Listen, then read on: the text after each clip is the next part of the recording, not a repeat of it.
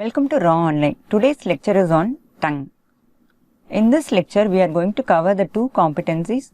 The first competency is the morphology and actions of extrinsic and intrinsic muscles of tongue, the nerve supply, what is the embryological basis of this nerve supply, blood supply and lymphatic drainage.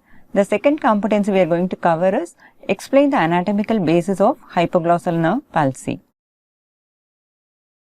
So, the Greek name for the tongue is glossa. In Latin, it is also called as lingua. These are the two terminologies we use to represent for the tongue. So, the tongue is a solid, mobile muscular organ which is covered by mucous membrane lined by stratified squamous epithelium. So, what is the importance of this tongue? There are many functions without tongue we cannot do. So, those are the mastication, deglutition, appreciation of the taste as well as for the articulation, that is a speech. These are the main important function of the tongue. Let's see the morphology of the tongue. So, in this position, this is a sagittal section of the head and neck showing the tongue in position. So, you can see the tongue is partly present in the oral cavity as well as partly present in the pharyngeal region. So, the part of the lung is present oral cavity, it is called as oral part, whereas it is present on the pharyngeal region is also called as pharyngeal part. So, how this mobile organ is held in position? So, that this tongue is attached anteriorly to the mandible and inferiorly to the hyoid bone. Laterally, it is attached to the styloid process and above it is attached to the soft palate. So, what are the parts of the tongue? So, we will just see what are the parts of the tongue. So, here what you see here is the tip or apex of the tongue. The posterior part, this part is the base of the tongue, and this is the inferior part through which the tongue is held in position. This part is called root of the tongue. The entire remaining bulk of the muscle is formed by the body of the tongue. So, in the body we have two surfaces, the dorsum as well as the ventral surface or inferior surface. Apart from this, we have two lateral margin which are right and left. We will see each part in detail. So, first we will see what is the tip of the tongue.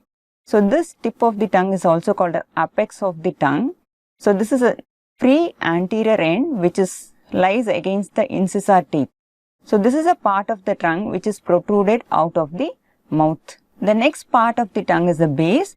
So, this base is contributed by the posterior 1/3 of the tongue which is directed backwards. So, also you know this posterior base is forming an anterior wall of the oropharynx, and this posterior part what you are seeing here is the base of the tongue. So, behind this base is attached to the epiglottis which is a laryngeal cartilage by a fold of mucous membrane, one in the midline and two on the either side. So, the median fold is also called as median glossoepiglottic fold because this fold connects the tongue to the epiglottis. So, it is called median glossoepiglottic fold. On either side, there are two lateral folds. So, these are called lateral glossoepiglottic fold. Since there are three folds, so in between there are two depressions, one on either side of the midline. So, those depression is called vallicula. So, the term vallicula represents valley. So, these are the right and left vallicula. So, the next part of the tongue is the root. So, as we said earlier, the root is the part which is holding the tongue in position. So, it is present in the floor of the mouth which extends from the symphysis mendae, that is a midline in the posterior aspect of the mandible, of the body of the mandible. So, it extends from the symphysis mendae to the hyoid bone.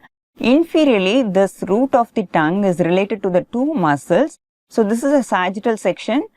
This is a superior view of the oral cavity after removing the tongue, because here you can see the tubercle here, that is the genial tubercle, and below that there is one more genial tubercle, that is the inferior genial tubercle which gives origin to this muscle to the hyoid bone. So, this muscle is called geniohyoid.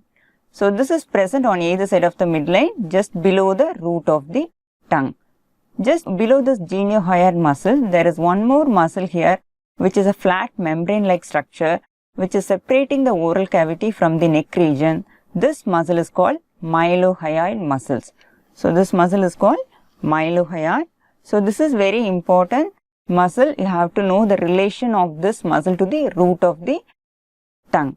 So here you can see the root, and this is a geniohyoid muscle, and this muscle here, the cross section of this muscle is the mylohyoid muscle.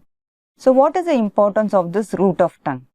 This part allows the nerves and vessels to enter the tongue. So whatever the nerves and vessels supplying the tongue enters the tongue through its root part of the tongue. So the next part of the tongue is the body. So this is the main portion of the tongue which is forming a main bulk of the tongue, which is present between the apex to the root. So what you are seeing here is a dorsal surface, which is also called postero-superior surface. This surface, if you see from superior aspect, so this is convex in all direction. This entire dorsal surface is divided into two parts by means of V-shaped sulcus known as sulcus terminalis.